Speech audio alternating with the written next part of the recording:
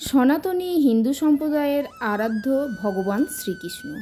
পুরাণ মতে কথিত আছে যে ভগবান বিষ্ণুর অষ্টম অবতার হলেন শ্রীকৃষ্ণ। তিনিই হলেন শ্রীমদ্ ভগবদ্গীতার প্রবর্তক। আবার তিনিই হলেন একাধারে প্রেম শক্তির আধার শ্রী রাধিকা ও ১৬০০ গোপিনীর প্রাণনাথ, যার নামে ভক্ত হৃদয়ে বয়ে চলেছে প্রেমের রসধারা, আর মন ডুব দেয় সেই রসসাগরে। মধুর হরে কৃষ্ণ নাম এর মাহাত্ম্য অতুলনীয়। কৃষ্ণ নাম কথিত আছে যে কৃষ্ণের অষ্টতর শতনাম, অর্থাৎ ভগবান শ্রীকৃষ্ণের ১০৮টি নাম। তবে সংস্কৃত কৃষ্ণ শব্দটির অর্থ কালো বা ঘন নীল। আবার মহাভারতের উদ্বেগ পর্বে বলা হয়েছে যে কৃষ্ণ শব্দটি কৃষ এবং মধ্যাহ্ন এই দুটি মূল শব্দ থেকে উৎপন্ন। কৃষ শব্দের অর্থ টেনে আনা বা কর্ষণ করা, আর মধ্যাহ্ন শব্দটিকে নিবৃত্তি শব্দের প্রতিভূ ধরা হয়, অর্থাৎ কৃষ্ণ শব্দটির অর্থ দাঁড়ায় সকল দিক দিয়ে আকর্ষণীয় ব্যক্তি, যিনি আত্মার শুদ্ধি ও পাপের মুক্তি উভয় কর্মেই সিদ্ধহস্ত। তার কালো বা গাঢ় নীল রঙে তিনি শ্যাম, নীলকান্ত নামেও পরিচিত। তাছাড়া গোপালক ও রক্ষাকর্তা বলে তাকে গোপাল গোবিন্দও বলা হয়ে থাকে। জগতের পালনকর্তা হিসেবে তাকে জগন্নাথও বলা হয়। দীনজনে সখা বলে তিনি হলেন দীনবন্ধু। এছাড়াও বংশীধারী বলে তাকে মোহন মুরারিও বলা হয়ে থাকে, এবং ভক্ত হৃদয়ে প্রেম স্থাপন করার কারণে তাকে মদনমোহনও বলা হয়। এবার বলবো মধুর কৃষ্ণ নামের গুণ। কৃষ্ণ নামের মাহাত্ম্য আলোচনা করতে গেলে আসতে হবে পুরাণের ঘটনায়। একদা দেবর্ষি নারদের মনে এক প্রশ্নের উদয় ঘটল যে আমরা যে কৃষ্ণ নাম করি, এই কৃষ্ণ নামের মাহাত্ম্য কী? ভাবতে ভাবতে ব্রহ্মা, বিষ্ণু ও মহেশ্বরের কাছে গেলেন, কিন্তু কেউই এই প্রশ্নের উত্তর দিতে পারলেন না। সকলেই বললেন একমাত্র যমরাজই পারেন এই প্রশ্নের উত্তর দিতে।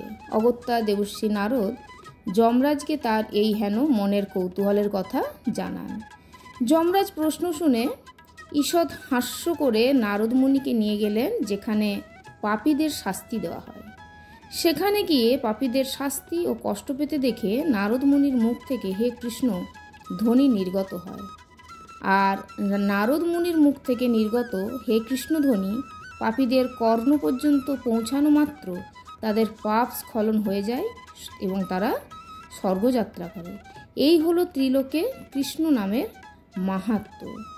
বৈষ্ণব শাস্ত্রকারগণ ব্যুৎপত্তি অনুসারে হরে শব্দটিকে ভগবান বিষ্ণুর অপর নাম হরি সম্বোধনসূচক পদ হিসেবে ব্যক্ত করেছেন, যার অর্থ তিনি জাগতিক সকল মোহের মুক্ত ঘটান।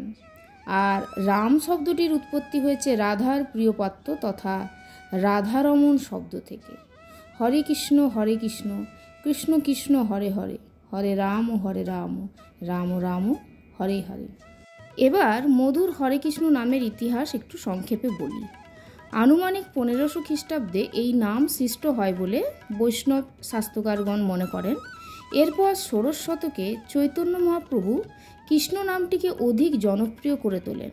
গৌড়ীয় বৈষ্ণব প্রথা অনুসারে এই কৃষ্ণ নাম উচ্চস্বরে বারবার সঙ্গীতবাদ্য সহযোগে ভজন ও দলবদ্ধভাবে কীর্তন বা একান্তভাবে মনে মনে জপ করা হয়ে থাকে, কেননা এই নাম জপ করলে মনের সকল মলিনতা কেটে যায়, চিত্তে শতগুণ আসে, ব্যবহারে সাত্ত্বিকতা বাড়ে, বিপদে পড়তে হয় না, চিত্ত প্রেমপূর্ণ হয়ে ওঠে। কৃষ্ণ নাম জপতে জপতে মন আনন্দে আত্মহারা হয়ে যায়, ভক্ত হৃদয় কৃষ্ণ প্রেমে আকুল হয়ে ওঠে। সই কেবা শুনাইল শ্যাম নাম, কানের ভেতর দিয়া মরমে পশিল গো, আকুল করিল মোর প্রাণ। এবার মধুর হরে কৃষ্ণ নামের মহিমা বলবো। স্বর্গ মত্ত পাতাল এই ত্রিভুবনে শ্রীকৃষ্ণ ন্যায় অভীষ্ট দাতা আর কেউ নেই।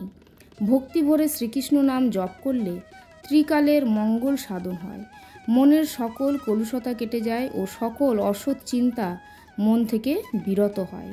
মধুর কৃষ্ণ নাম জপ করলে চিত্তে সদ্গুণের উদয় ঘটে, মন কোমলতা ও দয়ার বশবর্তী হয়ে ওঠে, বিপদে পড়তে হয় না। কৃষ্ণ নামে ব্যাধির বিনাশ ঘটে, কৃষ্ণ নামে শ্রীবৃদ্ধি হয়, সুখ বিস্তার লাভ করে, সংসারের শোক দুঃখ নিরানন্দ দূর হয়, মানুষের মনে আধ্যাত্ম জ্ঞান আসে। কৃষ্ণ নাম জপ করতে করতে প্রাণ মন প্রেমোল্লাসে মেতে ওঠে। কৃষ্ণ প্রেমে মন মাতোয়ারা হয়ে ওঠে। কৃষ্ণ নাম জপতে জপতে কৃষ্ণকে পাবার আশায় শ্রী রাধিকার প্রাণ মন যেমন ব্যাকুল হয়ে ওঠে, ঠিক তেমনই ভক্ত হৃদয় ও আকুল হয়ে ওঠে। না জানি কতেক মধু শ্যাম নামে আছে গো, বদন ছাড়িতে নাহি পারে। জপিতে জপিতে নাম অবশ করিল গো, কেমনে পাইব সইতারে। কৃষ্ণ নাম জপ করাই হলো ঘোর কলিযুগ থেকে উত্তরণের একমাত্র পথ। শ্রী চৈতন্য মহাপ্রভু বলেছেন, জীবের স্বরূপ হয় কৃষ্ণের নিত্য দাস। পরিশেষে এটাই বলবো, ভক্তি ভরে কৃষ্ণ নাম পাঠ করলে ভক্তের ভগবান শ্রীকৃষ্ণ ভক্ত হৃদয়ে অবতীর্ণ হন এবং শ্রীকৃষ্ণ স্বয়ং ভক্তদের অযাচিতভাবে কৃপা করেন, সমস্ত মনস্কামনা পূরণ করে দেন, আমাদের চিত্তবৃত্তিকে আরও সুন্দর ও প্রেমপূর্ণ করে তোলেন। এই প্রার্থনা করে তার চরণে বিনম্র প্রণাম জানাই। আজকের ভিডিও এখানেই শেষ করছি। যদি ভিডিওটি ভালো লাগে কমেন্ট বক্সে অবশ্যই জয় শ্রীকৃষ্ণ লিখবেন। আর আমার চ্যানেলে যেসব নতুন বন্ধুরা আছেন চ্যানেলটি সাবস্ক্রাইব করে পাশে থাকুন এই অনুরোধ জানাচ্ছি। সবাই ভালো থাকুন। জয় শ্রীকৃষ্ণ।